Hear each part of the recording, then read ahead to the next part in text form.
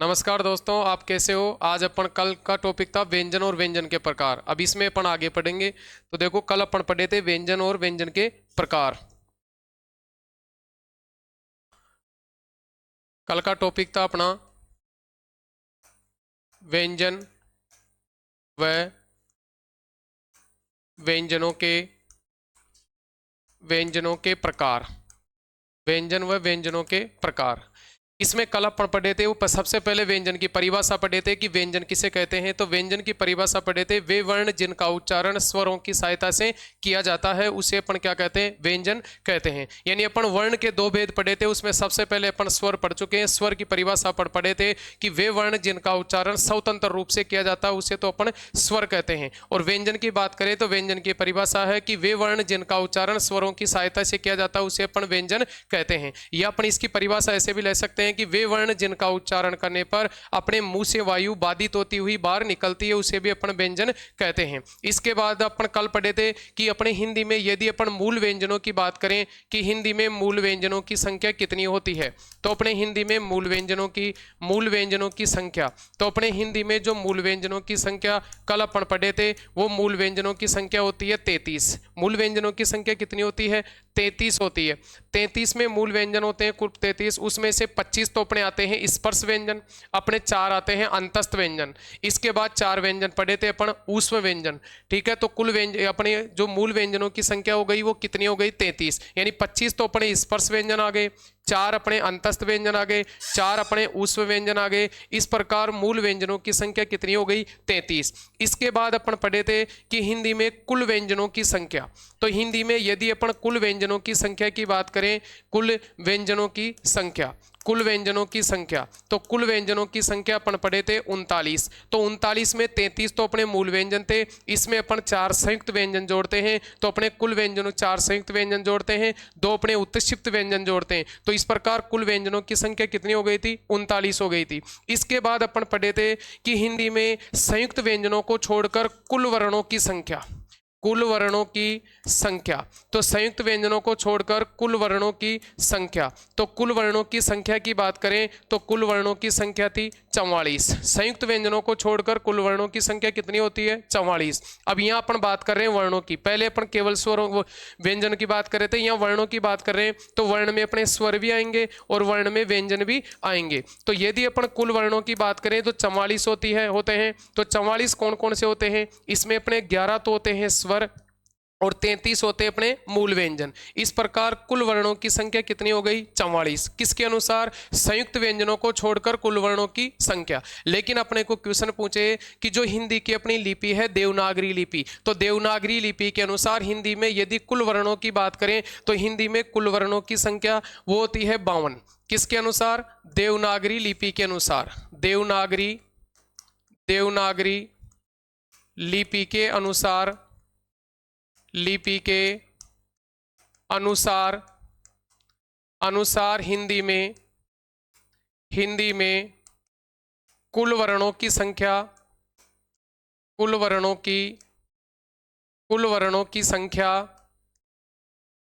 की संख्या 52 होती है। कितनी होती है, 52। अब यहाँ अपन वर्णों की बात कर रहे हैं, कुल वर्णों की संख्या 52 होती है। इसमें आपके 1 नंबर पे आते हैं स्वर। तो अपने हिंदी में स्वरों की संख्या देवनागरी लिपि के अनुसार 11 होती है। इसके बाद सेकंड नंबर पे बात करते हैं मूल व्यंजनों की, जो अभी अपन पढ़े थे कि हिंदी में मूल व्यंजनों की संख्या। तो हिंदी में मूल व्यंजनों की संख्या की बात करें तो मूल व्यंजनों की संख्या होती है 33। इसके बाद अपन 4 नंबर पे बात करें संयुक्त व्यंजन।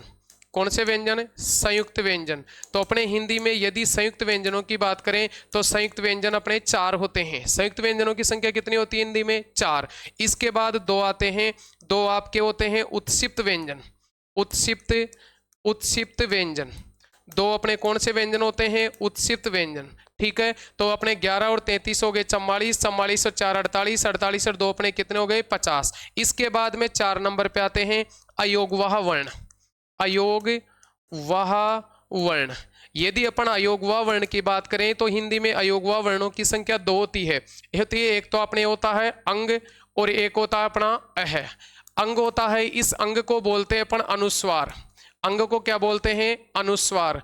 और है को बोलते हैं अपन विसर्ग। क्या बोलते हैं? विसर्ग। इस प्रकार अपने हिंदी में यदि अयोगवा वर्णों की बात करें तो हिंदी में अयोगवा वर्णों की संख्या कितनी होती है? 2। यानी अपन हिंदी देवनागरी लिपि के अनुसार कुल वर्णों की बात कर रहे थे तो कुल वर्णों की संख्या 52 होती है। इसमें 11 तो अपने स्वर होते हैं, 33 मूल व्यंजन होते हैं, 4 अपने संयुक्त व्यंजन होते हैं, 2 अपने उत्तक्षिप्त व्यंजन होते हैं और 2 अपने अयोगवा वर्ण होते हैं। इस प्रकार कुल वर्णों की संख्या कितनी होती है? 52, जो ये अपन पिछली क्लास में पढ़ चुके थे। इसके बाद आगे अपन बात करते हैं व्यंजनों के प्रकार। व्यंजनों के प्रकार। व्यंजनों के प्रकार की बात करें, सबसे पहले 1 नंबर पे आते हैं अपने स्पर्श व्यंजन। स्पर्श व्यंजन। स्पर्श व्यंजन।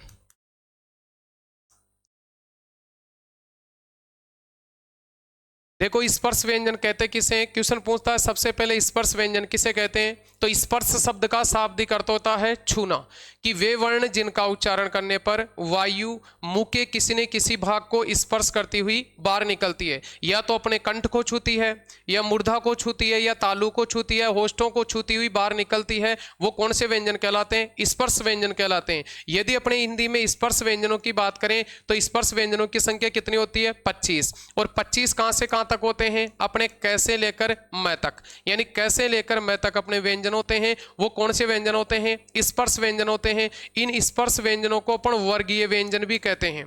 स्पर्श व्यंजनों को कौन से व्यंजन भी कहते हैं? वर्गीय व्यंजन। अब अपना क्वेश्चन है, स्पर्श व्यंजनों को वर्गीय व्यंजन क्यों कहते हैं? क्योंकि इन व्यंजनों में 5 वर्ग होते हैं। इन व्यंजनों में कितने वर्ग होते हैं? 5। अगर वर्ग की बात करें तो इनमें वर्ग कितने होते हैं? 5। अब 5 वर्ग कौन कौन से होते हैं? तो आपका आता है क, च, ट, त और प, यानी क च ट त प। कब क वर्ग आ गया, छ वर्ग आ गया, ट वर्ग आ गया, त वर्ग आ गया और प वर्ग आ गया। यानी कहने का मतलब है वर्गीय व्यंजन क्यों कहते हैं? क्यों निम्न में 5 वर्ग होते हैं, जैसे क वर्ग आ गया, छ वर्ग आ गया, ट वर्ग आ गया, त वर्ग आ गया और प वर्ग आ गया। क वर्ग में 5 वर्ण होते हैं, छ वर्ग में भी 5 होते हैं, ट में भी 5 होते हैं, त में भी 5 होते हैं और प में भी 5 होते हैं। इस प्रकार अपने स्पर्श व्यंजन या वर्गीय व्यंजनों की संख्या पूछे तो स्पर्श व्यंजन और वर्गीय व्यंजनों की संख्या कितनी होती है? 25 होती है। इसके बाद अपन सेकंड नंबर की बात करें, सेकंड नंबर पे 2 नंबर पे अपन पढ़े थे, वो दूसरा प्रकार अपन पढ़े थे, वो पढ़े थे अंतस्थ व्यंजन। कौन से व्यंजन पढ़े थे? अंतस्थ व्यंजन। भैया अंतस्थ शब्द का शाब्दिक अर्थ पढ़े थे अपन बीच में। अपने जो अंतस्थ व्यंजन हैं, इन अंतस्थ व्यंजनों की संख्या भी कितनी होती है? 4 होती है। अंतस्थ व्यंजनों की संख्या कितनी होती है? 4। अब अंतस्थ व्यंजनों का अपने को क्वेश्चन 2 तरह से पूछता है। एक तो अपने को हिंदी वर्णमाला के अनुसार इसका सीक्वेंस पूछता है कि अंतस्थ व्यंजनों का जो हिंदी वर्णमाला है उसके अनुसार क्या सीक्वेंस होता है। और सेकंड क्वेश्चन पूछता है कि यण संधि के अनुसार जो अंतस्थ व्यंजन है इनका सीक्वेंस क्या होता है, इनका क्रम क्या होता है। अपने हिंदी के अपने संस्कृत के अपने आचार्य थे पाणिनि। संस्कृत के आचार्य कौन थे? पाणिनि। इस पाणिनि ने अपने अंतस्थ व्यंजनों को नाम दिया था यण। क्या नाम दिया था? यण। इसलिए अपनी जो यण संधि का नाम है, यण संधि का नाम भी इन वर्णों के आधार पर ही क्या नाम पड़ा था? यण संधि नाम पड़ा था। अब अपन क्वेश्चन पूछे कि इन जो स्वरों की अगर अपन इनकी बात करें कि अंतस्थ व्यंजनों का जो क्रम है, तो सबसे पहले अपने को क्वेश्चन पूछता है हिंदी वर्णमाला के अनुसार। हिंदी वर्णमाला के अनुसार यदि अपन हिंदी वर्णमाला के अनुसार की बात करें तो हिंदी वर्णमाला के अनुसार इनका क्रम होता है, वो होता है ये, रे, ल और वह। ये तो किसके अनुसार होता है? हिंदी वर्णमाला के अनुसार। जो अपन हिंदी वर्णमाला पढ़ते हैं, हिंदी वर्णमाला के अनुसार अंतस्थ व्यंजनों का क्रम पूछे, सीक्वेंस पूछे तो इनका होता है ये, रे, ल और वह। लेकिन आपको क्वेश्चन पूछे यण संधि के अनुसार, किसके अनुसार? यण संधि के अनुसार। यदि यण संधि के अनुसार अंतस्थ व्यंजनों का क्रम पूछे, सीक्वेंस पूछे, तो आपको याद रखना है ये, व, र और ल। ये, व, र, ल। तो आपको याद रखना हिंदी वर्णमाला के अनुसार तो अंतस्थ व्यंजनों का सीक्वेंस या क्रम ये होता है, और यण संधि के अनुसार इनका क्रम पूछे तो ये, व, र और ल। इसके बाद अपन थर्ड नंबर पे पढ़े थे। इसके बाद अपना थर्ड नंबर पे आता है अपना, वो थर्ड नंबर पे अगला प्रकार आता है ऊष्म व्यंजन। कौन से व्यंजन? ऊष्म व्यंजन। थर्ड नंबर पे आते हैं ऊष्म व्यंजन। ऊष्म व्यंजन। ऊष्म व्यंजन देखो यहाँ ऊष्म शब्द का यदि शाब्दिक अर्थ पूछे तो ऊष्म शब्द का शाब्दिक अर्थ क्या होता है? गर्म। ऊष्म शब्द का शाब्दिक अर्थ क्या होता है? गर्म होता है।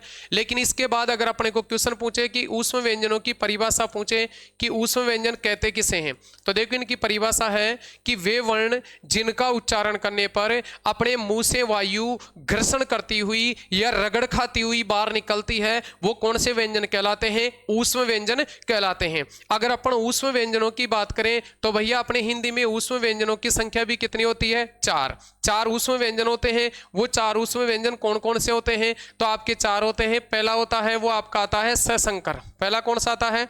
सशंकर। दूसरा आता है सषटकोण, तीसरा आता है ससिलेट और चौथा आता है से हल। इस प्रकार ये अपने 4 व्यंजन होते हैं। वो कौन से व्यंजन होते हैं? ऊष्म व्यंजन होते हैं। लेकिन कभी कभी क्वेश्चन अपने को ये पूछ लेता है कि ऊष्म व्यंजनों का दूसरा नाम है, वो क्या नाम है? ये ऊष्म व्यंजनों को अपन संघर्षी व्यंजन भी कहते हैं। कौन से व्यंजन कहते हैं? संघर्षी व्यंजन। ऊष्म व्यंजनों को संघर्षी व्यंजन क्यों कहते हैं? क्योंकि इन व्यंजनों का उच्चारण करने पर मुंह से वायु घर्षण करती हुई या रगड़ खाती हुई बाहर निकलती है, इसलिए इन व्यंजनों को कौन से व्यंजन भी कहते हैं? संघर्षी व्यंजन भी कहते हैं। इसके बाद अपन अगला प्रकार पढ़ेंगे इनका। व्यंजनों का अगला प्रकार आता है अपना 4 नंबर पे अपन पढ़ेंगे संयुक्त व्यंजन। 4 नंबर पे आते हैं अपने संयुक्त व्यंजन।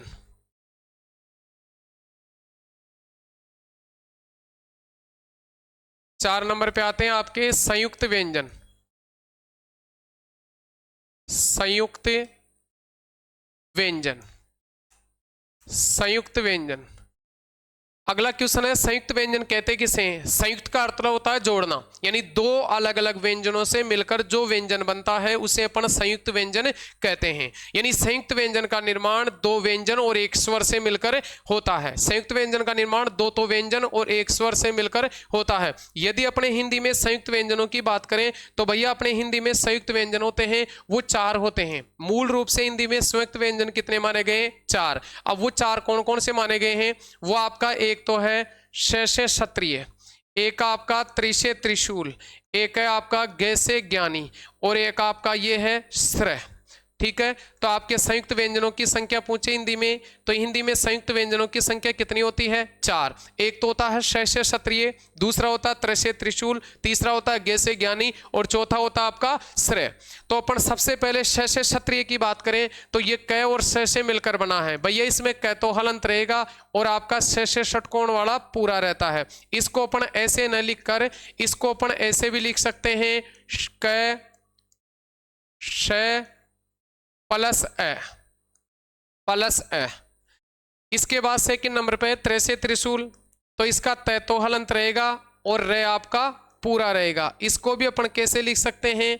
ये आपका तय तो हलंत रहेगा, अगर आप रे को भी हलंत कर दोगे तो इसमें से निकल जाएगा ए का मतलब है स्वर। क्योंकि वर्णों का अगर अपन बात करें कि व्यंजनों का उच्चारण किया जाता है वो स्वरों की सहायता से किया जाता है। अगर स्वर नहीं होगा तो उस व्यंजन का अपन उच्चारण नहीं कर सकते। जैसे यहाँ पर त्रय है लेकिन रे का उच्चारण हो रहा है, रे पूरा है क्योंकि इसमें क्या मिला हुआ है? लेकिन इसमें से ए को निकाल देंगे तो क्या रह जाएगा? ये आधा हलंत रे हो जाएगा।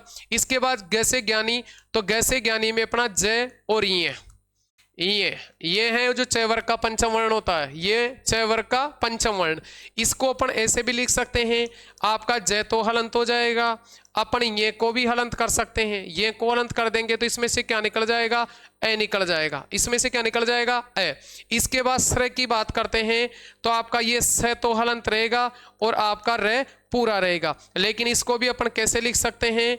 आपका ये स तो हलंत आ जाएगा इसमें अपन रे को यदि हलंत कर देंगे तो इसमें से क्या निकल जाएगा? ए निकल जाएगा। इसलिए आपको याद रखना है कि आपके हिंदी में यदि संयुक्त व्यंजनों की बात करें तो भैया हिंदी में संयुक्त व्यंजन, दोस्तों हिंदी में जो संयुक्त व्यंजनों की संख्या है वो 4 होती है। अगर संयुक्त व्यंजन की परिभाषा पूछे तो इसकी परिभाषा क्या होती है कि 2 अलग अलग व्यंजनों से मिलकर जब किसी व्यंजन का निर्माण होता है उसे अपन संयुक्त व्यंजन कहते हैं। जो अपने हिंदी में मूल रूप से संयुक्त व्यंजनों की संख्या 4 मानी गई है। ठीक है, तो ये अपने संयुक्त व्यंजनों की बात करें तो हिंदी में संयुक्त व्यंजनों की संख्या भी कितनी होती है? 4। तो पहला प्रकार स्पर्श व्यंजन 25, दूसरा अंतस्थ व्यंजन 4, तीसरा ऊष्म व्यंजन 4 और चौथा अपना संयुक्त व्यंजन, उनकी संख्या भी कितनी होती है? 4 होती है। आगे देखते हैं अपन अगला प्रकार।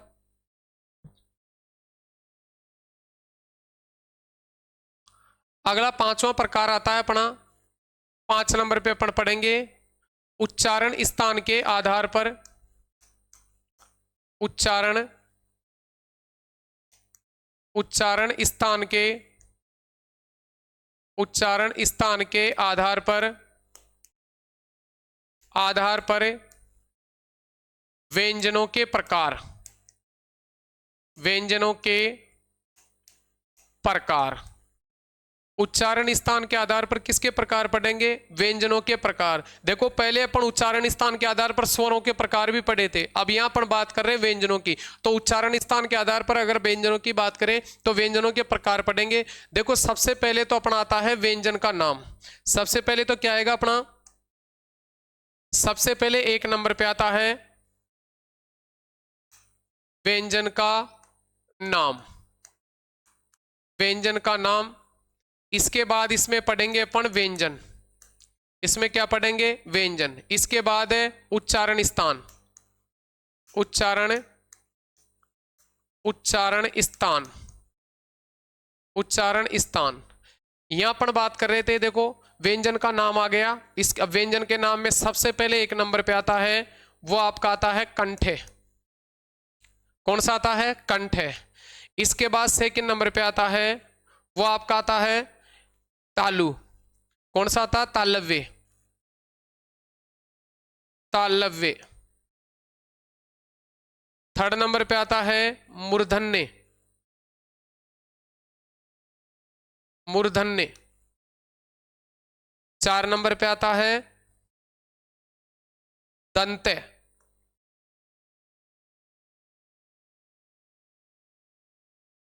दंते। और 5 नंबर पे आता है होष्टे। 5 नंबर पे कौन सा आता है? होष्टे। कंठ में कौन कौन से आते हैं अपने? तो कंठ में आएंगे क वर्ग। जैसे आपका आ गया कंठ में, कंठे में आपको याद रखना है, कंठे में आपके कौन कौन से आएंगे इसमें? जैसे आपका आ गया क, ख, ग, घ और घे। एक आपका आ गया है और एक आपका आ गया विसर्ग। अब इसका उच्चारण स्थान पूछे तो उच्चारण स्थान होता है कंठ। उच्चारण स्थान क्या होता है इसका? कंठ। तो आपको याद रखना है, अगर अपन कंठे की बात करें, किसकी बात करें? कंठे।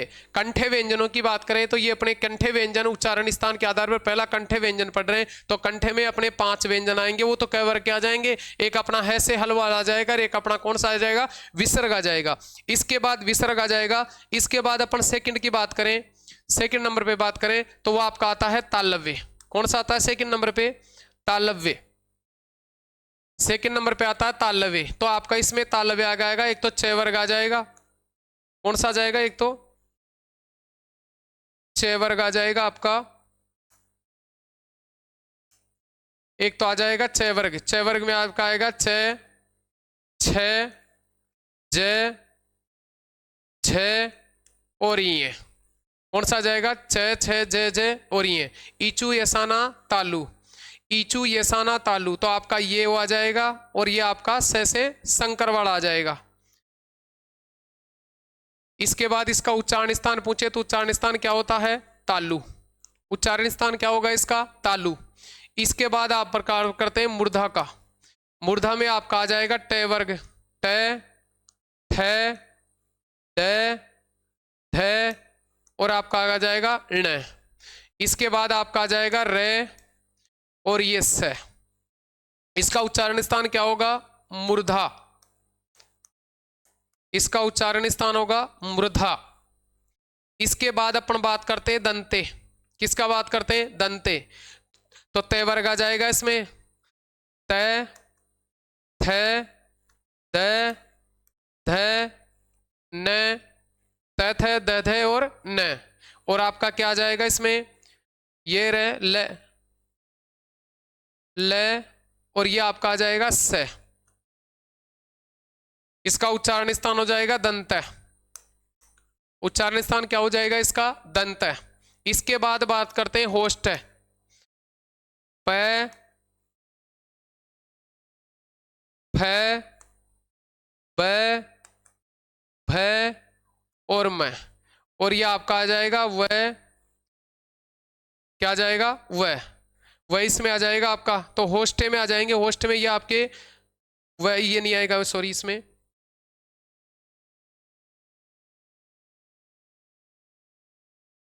ये आपका कौन सा आ जाएगा, प वर्ग में आ जाएगा, प फ ब भ और ये आपका मैं, और इसमें आ जाएगा आपका वह। यह क्या था आपका त थ स से, ठीक है, यहाँ आपका न था।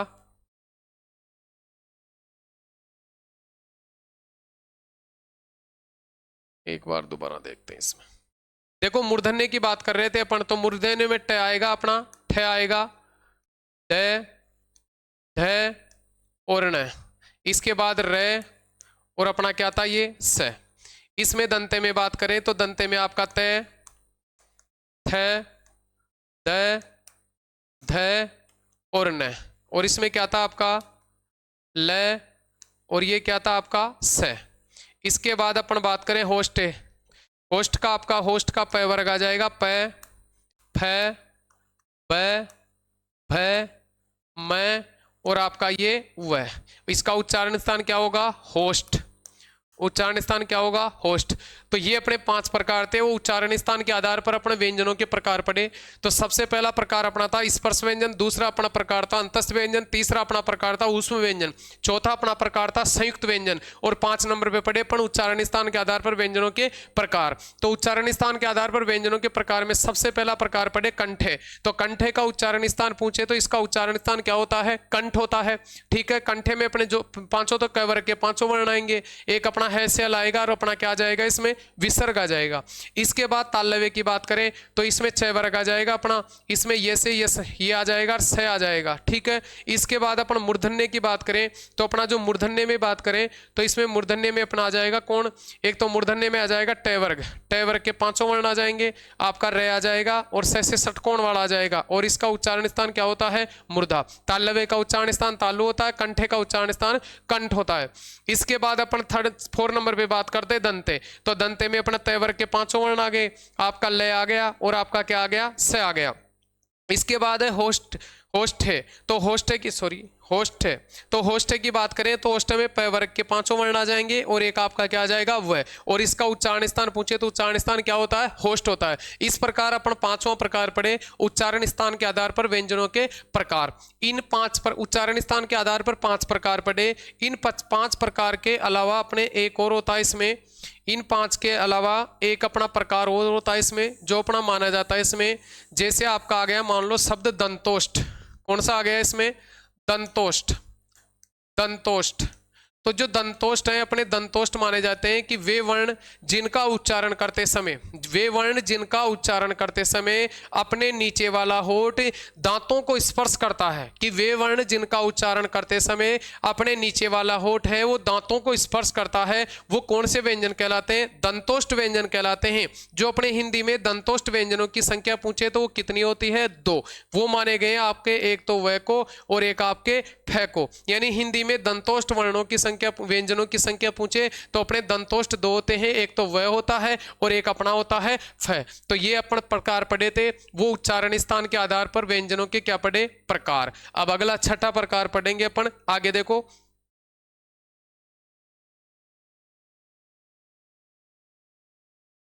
देखो व्यंजनों के प्रकार में अपन अगला 6 नंबर पे पढ़ेंगे, 6ठा प्रकार पढ़ेंगे, वो अपन पढ़ेंगे उत्क्षिप्त व्यंजन।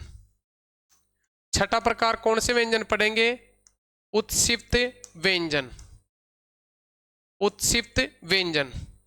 6ठा प्रकार पढ़ेंगे उत्क्षिप्त व्यंजन।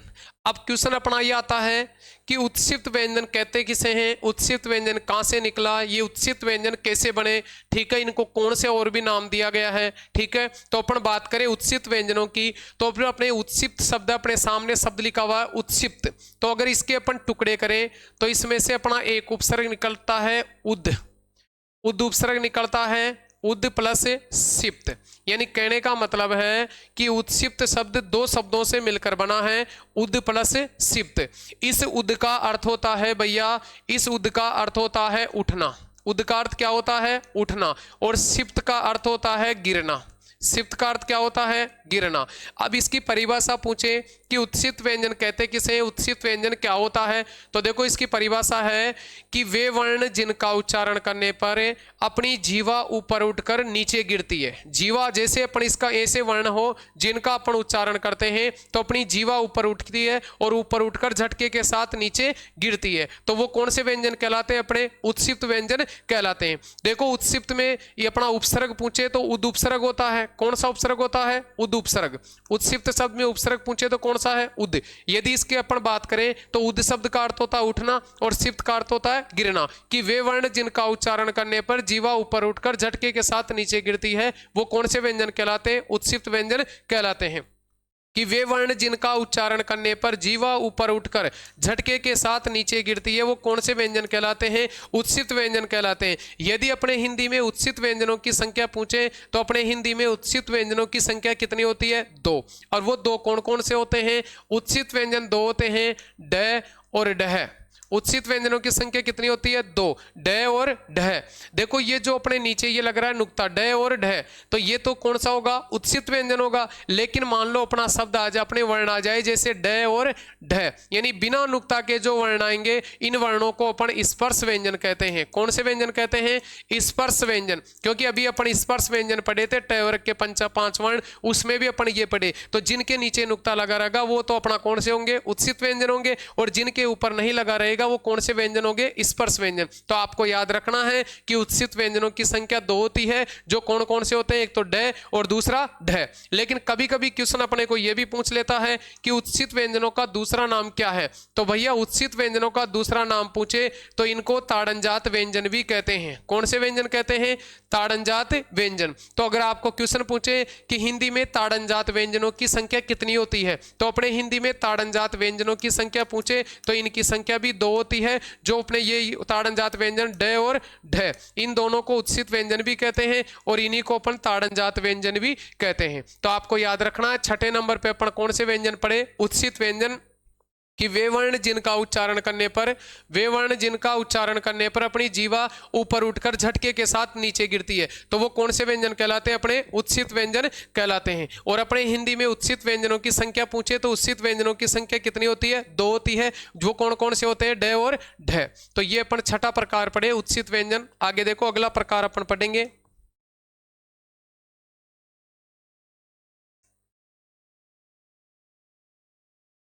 अगला प्रकार अपने व्यंजनों में 7 नंबर पे अगला प्रकार पढ़ेंगे अनुनासिक व्यंजन।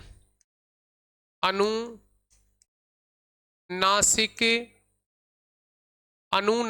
व्यंजन। अनुनासिक व्यंजन कौन सा प्रकार पढ़ेंगे? अनुनासिक व्यंजन, या इन्हीं को अपन बोलते हैं पंचम वर्ण। कौन से वर्ण बोलते हैं? पंचम वर्ण। पंचम वर्ण। यदि अनुनासिक व्यंजनों की संख्या पूछे तो भैया इसकी संख्या कितनी होती है? 5। 5 कौन कौन से होते हैं अनुनासिक व्यंजन? घे, ये, न, न और ये म। यानी कहने का मतलब है कि अपन जो स्पर्श व्यंजन पढ़ते हैं उन स्पर्श व्यंजन के प्रत्येक वर्ग का, जैसे क वर्ग का पंचम वर्ण, च वर्ग का पंचम वर्ण, ट वर्ग का पंचम वर्ण, त वर्ग का पंचम वर्ण और प वर्ग का पंचम वर्ण, यानी जो पंचम वर्ण होते हैं वो कौन से वर्ण कहलाते हैं? अनुनासिक व्यंजन या अनुनासिक व्यंजन कहते हैं। अगर इसकी परिभाषा की बात करें तो अनुनासिक व्यंजन किसे कहते हैं? कि वे वर्ण जिनका उच्चारण मुंह के साथ साथ नाक से भी किया जाता है। वे वर्ण जिनका उच्चारण मुंह के साथ साथ नाक से भी किया जाता है वो कौन से व्यंजन कहलाते हैं? अनुनासिक व्यंजन कहलाते हैं। तो अपन व्यंजनों के मूल रूप से अपन प्रकार पढ़े भैया। वो सबसे पहला प्रकार व्यंजनों का अपन पढ़े वो स्पर्श व्यंजन पढ़े। आपको कभी नहीं भूलना है, हिंदी में स्पर्श व्यंजनों की संख्या होती है वो 25 होती है, जो कैसे लेकर कहां तक मैं तक होते हैं। अगर अपन स्पर्श व्यंजनों की बात करें तो इनको वर्गीय व्यंजन भी कहते हैं, क्योंकि इनमें 5 वर्ग होते हैं। 5 वर्ग कौन कौन से? क, च, ट, त, प। क, च, ट, त और प, यानी 5 वर्ग होते हैं और एक वर्ग में 5 वर्ण होते हैं। ठीक है, तो 5 वर्ण होते हैं तो कितने हो गए? 25 व्यंजन हो गए। ठीक है, इसके बाद अंतस्थ व्यंजन पढ़े जिसकी संख्या 4 होती है, जैसे अपना आ गया ये, ये र ल और व। इसके बाद उसमें व्यंजन पढ़े सशंकर, सषटकोण, ससिलेट और है से हल। उसमें व्यंजनों को संघर्षी व्यंजन भी कहते हैं। इसके बाद 4 नंबर पे अपन पढ़े संयुक्त व्यंजन। जो अपने हिंदी में संयुक्त व्यंजनों की संख्या की बात करें तो अपने हिंदी में संयुक्त व्यंजनों की संख्या होती है 4। 4 कौन से? एक तो श से क्षत्रिय, एक त्रि से त्रिशूल और एक ज्ञ से ज्ञानी और एक अपना होता है स्र। इसके बाद अपन पढ़े उच्चारण स्थान के आधार पर व्यंजनों के प्रकार, जिसमें सबसे पहला पढ़े कंठे, जिसका उच्चारण स्थान होता है कंठ, जिसमें अपने क वर्ग के 5 वर्ण आते हैं और आपका एक है और विसर्ग आता है। इसके बाद सेकंड नंबर पे पढ़े अपन वो पढ़े तालव्य, जिनका उच्चारण स्थान होता है तालु। उच्चारण स्थान क्या होता है? तालु। अगर उनमें वर्णों की, उनमें व्यंजनों की बात करें तो अपने च वर्ग के 5 वर्ण आते हैं और आपका एक कौन सा आ जाता है? उसमें एक आपका र आ जाता है और एक आपका इसमें अपन कौन सा व्यंजन पढ़े? तालव्य में इचु यसाना ये आ जाता है अपना, और एक स से शंकर आ जाता है। कौन सा आ जाता है? स से शंकर। इस प्रकार अपन उच्चारण स्थान के आधार पर 5 प्रकार पढ़े। इसके बाद अपन लास्ट में पढ़े एक दंतोष्ट व्यंजन। दंतोष्ट यानी दंतोष्ट व्यंजनों की संख्या 2 होती है। एक तो व माना जाता है, वैसे वकील, और ये से यज्ञ वाला, ठीक है, व और फ अपने कौन से व्यंजन माने जाते हैं? दंतोष्ट व्यंजन माने जाते हैं। कौन से व्यंजन? दंतोष्ट। तो हिंदी में दंतोष्ट व्यंजनों की संख्या 2 होती है। एक तो व होता है, एक कौन सा होता है? अपना फ होता है। इसके बाद अपन 6 नंबर पे पढ़े, वो 6 नंबर पे पढ़े उत्सित व्यंजन। जो अपने हिंदी में उत्सित व्यंजनों की संख्या होती है 2 होती है। एक तो ढ और एक ढ। जो उत्सित व्यंजन होते हैं वो 2 शब्दों से मिलकर बने, उद प्लस सिप्त। उद का अर्थ होता है उठना, सिप्त का अर्थ होता है गिरना, कि वे वर्ण जिनका उच्चारण करने पर अपनी जीवा ऊपर उठकर झटके के साथ नीचे गिरती है, वो कौन से व्यंजन कहलाते हैं? उत्सित व्यंजन। हिंदी में उत्सित व्यंजनों की संख्या 2 होती है, जिनको ताड़नजात व्यंजन भी कहते हैं। इसके बाद अपन 7 नंबर पे पढ़ रहे हैं अनुनासिक व्यंजन। ये अनुनासिक व्यंजन कितने होते हैं? 5। यानी जो अपने स्पर्श व्यंजन में पंचम वर्ण होते हैं, इन पंचम वर्णों को कौन से व्यंजन भी कहते हैं? अनुनासिक व्यंजन भी कहते हैं। जो इनकी संख्या कितनी होती है? 5 होती है। ठीक है, ये अपन सबसे पहले तो स्वरों के प्रकार पढ़े, उसके बाद अपन मूल रूप से व्यंजनों के प्रकार पढ़े। अब अपन हिंदी में जो अपने अयोगवा वर्ण होते हैं, वो अपने हिंदी में अयोगवा वर्ण 2 ही होते हैं। उनमें देखते हैं कौन कौन से होते हैं।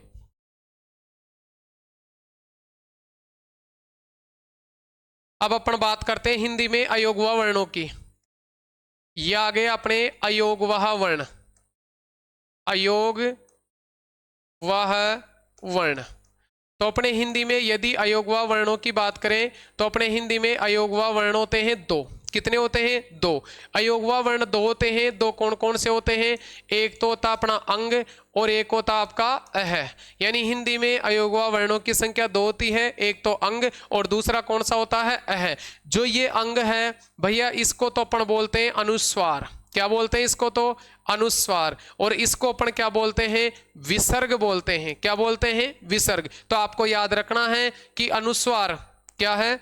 अनुस्वार, इसको तो बोलते हैं अपन अनुस्वार, इसको तो क्या बोलते हैं? अनुस्वार। और इसको क्या बोलते हैं? विसर्ग। यदि अपन अनुस्वार की बात करें तो जैसे अपन शब्द लिखते हैं संसार, क्या लिखते हैं अपन? संसार। अगर अपन विसर्ग की बात करें, जैसे अपन लिखते हैं प्रातःकाल, क्या लिखते हैं? प्रातःकाल। तो प्रातःकाल में यदि आपको अयोगवा वर्ण पूछे तो अपना प्रातःकाल में अयोगवा वर्ण होता है, वो कौन होता है? विसर्ग होता है। लेकिन यदि संसार शब्द की बात करें तो संसार शब्द में अपना अयोगवा वर्ण होता है, वो कौन सा होता है? अनुस्वार होता है। ठीक है, तो इसके बाद अपन लास्ट में अयोगवा वर्णों की बात करें तो अपने हिंदी में अयोगवा वर्णों की संख्या 2 होती है। एक तो ये अपना अनुस्वार होता है, एक विसर्ग होता है। जैसे अपन अनुस्वार में जैसे अपन बात करते हैं संसार शब्द है, तो इसमें अपने अयोगवा वर्ण पूछे तो संसार में कौन सा होगा? अनुस्वार होगा। यदि अपन प्रातःकाल की बात करें तो प्रातःकाल में अपना जो अयोगवा वर्ण होगा वो कौन सा होगा? विसर्ग होगा। ठीक है, तो इसमें अपन बात करे थे व्यंजनों के प्रकार की। लास्ट में अपन शब्द पढ़े थे अयोगवा वर्ण। अब इसमें अपन लास्ट में आगे चलकर अपन बात करते हैं अपना यतन के आधार पर व्यंजन और वर्णों में क्या क्या अंतर है। व्यंजन वो वर्ण होते हैं, उनमें स्वर कौन से आते हैं और व्यंजन कौन से आते हैं।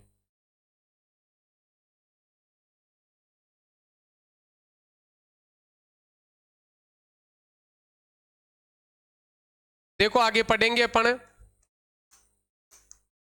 प्रयत्न या यतन के आधार पर, यतन के आधार पर वर्णों के प्रकार, वर्णों के प्रकार। देखो यहाँ वर्ण शब्द आ गया तो वर्ण में अपने स्वर भी आएंगे और व्यंजन भी आएंगे, क्योंकि वर्ण के दो भेद होते हैं, एक तो स्वर होता है और एक कौन सा होता है, व्यंजन होता है। तो यहाँ अपन बात करते हैं प्रेतन या यतन।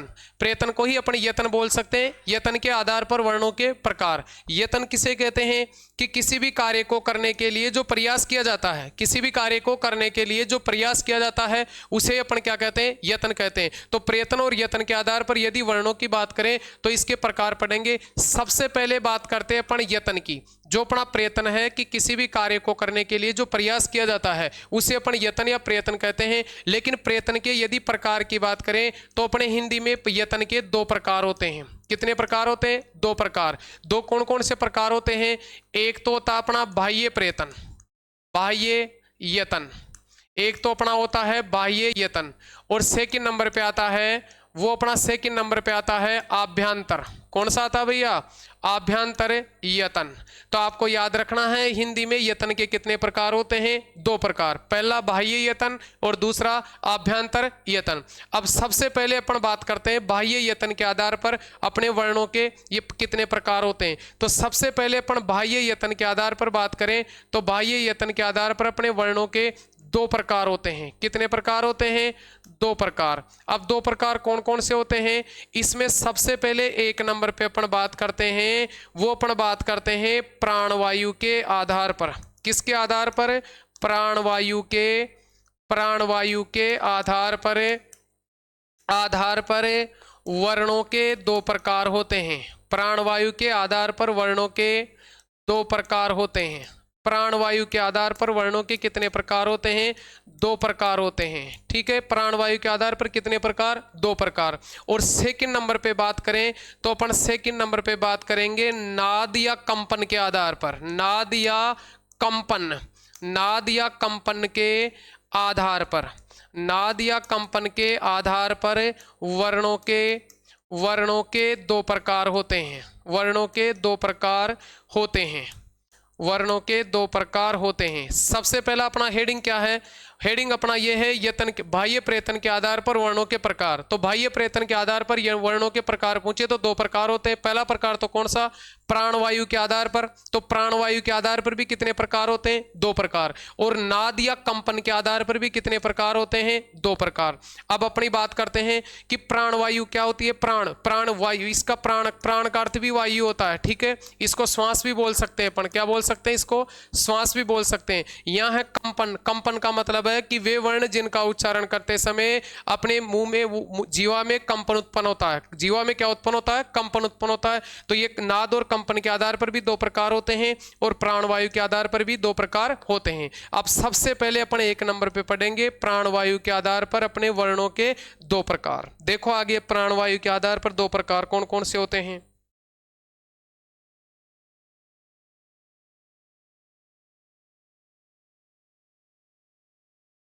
अपन पढ़ेंगे प्राणवायु के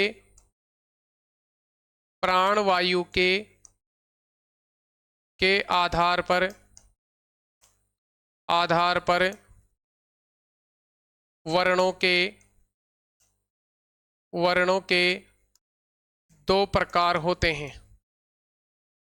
प्राणवायु के आधार पर वर्णों के कितने प्रकार होते हैं, दो प्रकार। दो प्रकार कौन कौन से होते हैं, एक नंबर पे तो आते हैं आपके अल्प प्राण। एक नंबर पे आते हैं अल्प प्राण, अल्प प्राण। और सेकंड नंबर पे पढ़ेंगे अपन भैया महाप्राण। सेकंड नंबर पे कौन सा पढ़ेंगे, महाप्राण। तो क्वेश्चन अपना क्या है, प्राणवायु के आधार पर वर्णों के कितने प्रकार होते हैं, दो प्रकार। पहला कौन सा, अल्प प्राण, दूसरा कौन सा, महाप्राण। अब पहले इन शब्दों में बात करते हैं। देखो अल्प का मतलब होता है कम, प्राण यानी क्या होता है, वायु होती है। प्राण यानी क्या होता है, वायु। अल्प यानी कम, कि वे वर्ण जिनका उच्चारण करने पर हमारे मुंह से कम वायु बाहर निकलती है उसे अपन क्या कहते हैं, अल्प प्राण कहते हैं। तो क्वेश्चन क्या है, अल्प प्राण का विलोम शब्द होता है महाप्राण। ठीक है, तो अपना क्वेश्चन ये होगा कि वे वर्ण जिनका उच्चारण करने पर मुंह से कम वायु बाहर निकलती है उसे अल्प प्राण कहते हैं। लेकिन वे वर्ण जिनका उच्चारण करने पर मुंह से अधिक वायु बाहर निकलती है उसे अपन क्या कहते हैं, महाप्राण कहते हैं। अब अपन हिंदी में अभी पढ़े थे कि अपने संयुक्त व्यंजनों को छोड़कर हिंदी में कुल वर्णों की संख्या कितनी होती है? 44। अब अपने को उन 44 वर्णों को इन दो भागों में डिवाइड करना है कि 44 में से अल्प प्राण तो कौन से होते हैं और मां प्राण कौन से होते हैं। तो अपने पहले सबसे पहला क्वेश्चन तो अपना क्या ये आएगा कि हिंदी में कुल वर्णों की संख्या, कुल वर्णों की संख्या संयुक्त व्यंजनों को छोड़कर कुल वर्णों की संख्या 44 होती है। कितनी होती है? 44। किसको छोड़कर? संयुक्त व्यंजनों को छोड़कर हिंदी में कुल वर्णों की संख्या कितनी होती है? 44। ये जो 44 वर्ण हैं, इन 44 वर्णों को अपने को दो भागों में डिवाइड करना है कि 44 में से अल्प प्राण तो कौन से होते हैं और मां प्राण कौन से होते हैं। तो 44 वर्णों में अपन पढ़े थे, एक नंबर पे अपन पढ़े थे स्वर। अपन स्वरों की बात करें तो अपने हिंदी में मूल रूप से स्वरों की संख्या कितनी पढ़े अपन? 11। 11 कौन कौन से स्वर पढ़े? जैसे आपका आ गया ए, आ, ई, उ, री, ए, आई, ओ, औ। तो हिंदी में अपने मूल रूप से स्वरों की संख्या पूछे तो कितनी होती है? 11। इसके बाद अपन 44 में पढ़े थे कि 11 तो स्वर होते हैं और आपके 33 क्या होते हैं भैया? मूल व्यंजन। तो कुल वर्णों की संख्या कितनी पढ़े अपन? 44। अब 11 मूल व्यंजन कौन कौन से पढ़े थे अपन? जिसमें अपन एक नंबर पे पढ़े थे स्पर्श व्यंजन। 25 होते हैं, 25 होते हैं तो 5 वर्ग पढ़े थे इसमें अपन। 25 में 5 वर्ग कौन कौन से वर्ग होते हैं? क, च, ट, त और प। तो आपको 5 वर्ग याद रखना है, क, च, ट, त और प। तो क की बात करें तो क वर्ग में 5 वर्ण आते हैं, क, ख, ग, घ और ये घे। च, छ, ज, झ और ये ट, ठ, ड, ढ और ण। त, थ, द, ध और न। प, फ, ब, भ और ये म। यानी कैसे लेकर मैं तक अपने स्पर्श व्यंजन होते हैं 25। इसके बाद अपन अंतस्थ व्यंजन पढ़े थे, ये, र, ल और व। इसके बाद ऊष्म व्यंजन पढ़े, सशंकर, सषटकोण, ससिल्लेट और है से हल। ठीक है, तो ये अपने हिंदी में कुल वर्णों की संख्या कितनी हो गई? 44 हो गई। अब अपने को इन 44 को दो भागों में डिवाइड करना है कि 44 में से अपने अल्प प्राण कौन से हैं और मां प्राण कौन से हैं। तो अपने को दो भागों में डिवाइड करना है, अल्प प्राण कौन से हैं और मां प्राण कौन से हैं। तो अपन सबसे पहले अल्प प्राण की अभी परिभाषा क्या पढ़े थे कि वे वर्ण जिनका उच्चारण करने पर मुंह से कम वायु बाहर निकलती है उसे अल्प प्राण कहते हैं। अब अल्प प्राण को याद करने के लिए अपने को एक ट्रिक्स याद रखनी है। 135 स्वर अंतस्थ है, 135 स्वर अंतस्थ, 135 स्वर अंतस्थ, 135 स्वर अंतस्थ।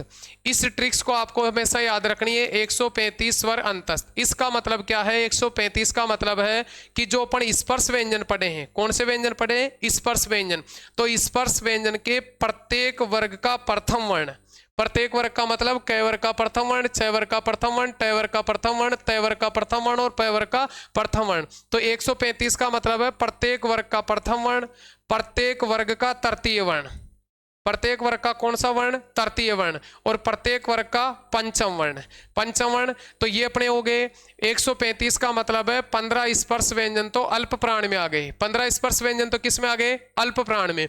इसके बाद अपना सूत्र क्या है इसमें? 135 स्वर, स्वर का मतलब है हिंदी में स्वरों की संख्या 11 होती है देवनागरी लिपि के अनुसार। इसके बाद अपन अंतस्थ व्यंजनों की बात करें तो अंतस्थ व्यंजन अपने 4 होते हैं। तो अपना इसमें ट्रिक्स क्या थी? 135 स्वर अंतस्थ। तो 135 का मतलब है स्पर्श व्यंजनों के प्रत्येक वर्ग का प्रथम वर्ण, प्रत्येक वर्ग का तृतीय वर्ण, प्रत्येक वर्ग का पंचम वर्ण। तो स्पर्श व्यंजन 25 थे, 25 में से 15 तो किस में आ गए? अल्प प्राण में आ गए। 25 से 15 तो किस में आ गए? अल्प प्राण में। 11 अपने क्या आ गए? स्वर आ गए। 4 अपने क्या आ गए? अंतस्थ। तो अपना पहला क्वेश्चन क्या पूछता है? फर्स्ट क्वेश्चन अपने को पूछता है कि हिंदी में कुल अल्प प्राण वर्णों की संख्या। तो यहां वर्णों की बात कर रहा है, वो स्वरों की बात नहीं कर रहा, अल्प अपने स्वरों की भी बात नहीं कर रहा है, व्यंजनों की भी बात नहीं कर रहा, स्पर्श व्यंजनों व्यंजनों की भी बात नहीं कर रहा, वो बात कर रहा है कुल वर्णों की संख्या। तो वर्ण में स्वर भी आएंगे, व्यंजन भी आएंगे। तो 15 + 11 + 4, तो आपके कुल वर्ण आ जाएंगे 15 + 11 + 4 बराबर कुल कितने हो गए? 30 हो गए। भाई 15 और 11 कितने हो गए? 26, 26 और 4 कितने हो गए? अपने 30। यानी कहने का मतलब है अपन क्वेश्चन क्या पढ़े थे कि हिंदी में कुल वर्णों की संख्या, संयुक्त व्यंजनों को छोड़कर कुल वर्णों की संख्या 44 है। तो 44 में से अपने 30 तो कौन से हो गए? स्पर्श व्यंजन हो गए, स्पर्श व्यंजन। तो पहला क्वेश्चन अपना क्या है हिंदी में? कुल अल्पप्राण वर्णों की संख्या कितनी हो गई? 30। लेकिन सेकंड क्वेश्चन अपने को क्या पूछता है? सभी स्वर, क्या है भैया? सभी स्वर अल्प प्राण होते हैं। सभी स्वर क्या होते हैं? अल्प प्राण होते हैं। यानी कहने का मतलब है स्वरों की संख्या 11 है, तो 11 के 11 अल्प प्राण में आ गए। तो अपने सभी स्वर क्या होते हैं? अल्प प्राण। यानी स्वर महाप्राण नहीं होते हैं, पूरे 11 के 11 अल्प प्राण में आ गए, तो सभी स्वर क्या होते हैं? अल्प प्राण होते हैं। इसके बाद में आपका थर्ड क्वेश्चन क्या पूछता है? अल्प प्राण, थर्ड क्वेश्चन याद रखना, अल्प प्राण स्पर्श व्यंजनों की संख्या, अल्प प्राण स्पर्श व्यंजनों की संख्या। तो अल्प प्राण स्पर्श व्यंजनों की संख्या पूछे तो कितनी बतानी है? 15। भाई स्पर्श व्यंजन कुल 25 होते हैं, लेकिन अल्प प्राण में कितने आ गए? 15, क्योंकि 135 पढ़े थे अपन। 135 का मतलब है 5 वर्ग है। तो प्रथम वर्ण आ गए पांचों, तो पांचों तृतीय वर्ण आ गए, पांचों अपने पंचम वर्ण आ गए। तो इस प्रकार से 15 हो गए। तो अल्पप्राण स्पर्श व्यंजनों की संख्या पूछे तो अल्पप्राण स्पर्श व्यंजनों की संख्या कितनी हो गई? 15। लेकिन अपने को चौथा क्वेश्चन इसमें क्या पूछता है? चौथा क्वेश्चन पूछता है कि कुल अल्प प्राण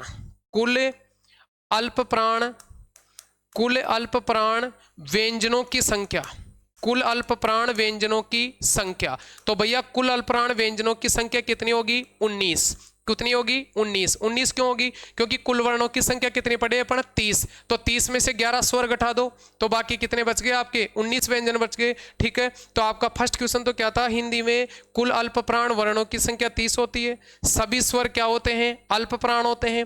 थर्ड क्वेश्चन पढ़े अल्प प्राण स्पर्श व्यंजनों की संख्या कितनी होती है? 15। और कुल अल्प प्राण व्यंजनों की संख्या कितनी होती है? 19। क्योंकि 30 होते, 30 में से 11 स्वर घटा देंगे तो कितने बच जाएंगे अपने? 19। तो अपने अल्प प्राण, अगर कुल व्यंजनों की संख्या पूछे अल्प प्राण में, तो आपको क्या बताना है? 19। अब अपन कुल वर्णों की संख्या 44 पढ़े, तो आपको याद रखना है कि आपके 44 में से 30 तो क्या हो गए? अल्प प्राण हो गए। अब अपन सेकंड नंबर पे बात करेंगे महाप्राण की। तो अपने अल्प प्राण हो गए कितने? 30 हो गए।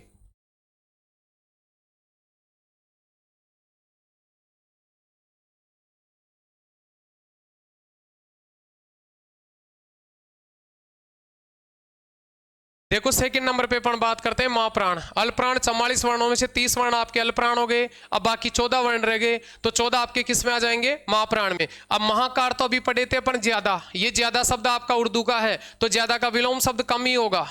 ज्यादा का विलोम शब्द क्या होगा? कम ही होगा। तो अल्पप्राण की परिभाषा, महाप्राण की परिभाषा है कि वे वर्ण जिनका उच्चारण करने पर अपने मुंह से ज्यादा वायु बाहर निकलती है, या अपन कह सकते हैं अल्प प्राण से दुगनी वायु बाहर निकलती है, उसे अपन क्या कहते हैं? महाप्राण कहते हैं। यदि अपन महाप्राण वर्णों की बात करें तो अपने महाप्राण वर्णों में, या अपन पढ़ने से पहले इसमें भी एक ट्रिक्स पढ़ते हैं। तो अपने महाप्राण में अपने को एक ट्रिक्स याद रखनी है, 12 उसमें क्या याद रखनी है? 24 उसमें क्या ट्रिक्स याद रखनी है अपने को? 24 उसमें। देखो उधर पढ़े थे 135 स्वर अंतस्थ, इधर अपन ट्रिक्स पढ़ेंगे 24 उसमें। 24 उसमें का मतलब यह है कि स्पर्श व्यंजनों में प्रत्येक वर्ग का दूसरा वर्ण, प्रत्येक वर्ग का कौन सा वर्ण? दूसरा वर्ण, और प्रत्येक वर्ग का चौथा वर्ण। तो अपन स्पर्श व्यंजन 25 होते हैं, उसमें से 15 तो अल्पप्राण में चले गए। अब इधर कितने बच गए? 10। 25 में से 15 गए तो 10 बच गए, तो ये 10 आपके क्या होते हैं? महाप्राण। तो अपने को यदि महाप्राण स्पर्श व्यंजनों की संख्या पूछे तो कितनी बताना है? 10। लेकिन अपने 4 इसमें कौन से व्यंजन होते हैं? ऊष्म व्यंजन। तो कुल महाप्राण व्यंजनों की संख्या पूछे तो कुल महाप्राण व्यंजनों की संख्या कितनी होती है? 14 होती है। कितनी होती है? 14। अब ट्रिक्स में अपन पढ़े 24 उसमें। इसका मतलब यह है कि प्रत्येक वर्ग का दूसरा वर्ण, चौथा वर्ण और ऊष्म व्यंजन, ऊष्म व्यंजन कौन कौन से? जैसे आपका आ गया सशंकर, जैसे आपका सशंकर, सषटकोण, ससिल्लेट और है से हल।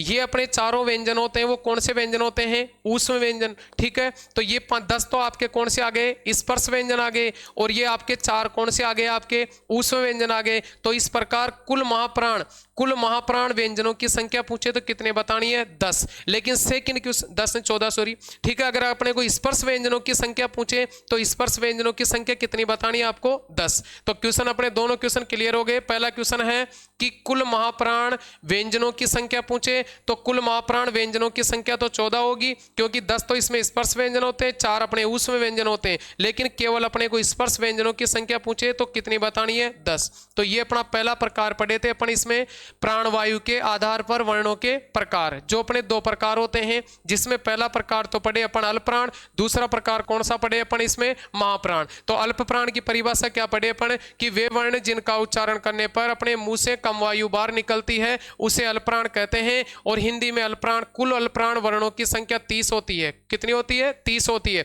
यदि महाप्राण की बात करें तो इसकी परिभाषा है कि वे वर्ण जिनका उच्चारण करने पर अपने मुंह से अधिक वायु बाहर निकलती है उसे अपन क्या कहते हैं? महाप्राण कहते हैं। तो हिंदी में यदि महाप्राण व्यंजनों या वर्णों की संख्या पूछे तो महाप्राण व्यंजनों या वर्णों की संख्या होती है 14। ठीक है। अगर अपन कुल संयुक्त व्यंजनों को छोड़कर कुल वर्णों की बात करें तो कुल वर्णों की संख्या 44 होती है, जिसमें से अपन डिवाइड करने के बाद 30 तो अल्पप्राण हो गए और 14 अपने क्या हो गए? महाप्राण। इस प्रकार अपने कुल वर्णों की संख्या कितनी हो गई? 44।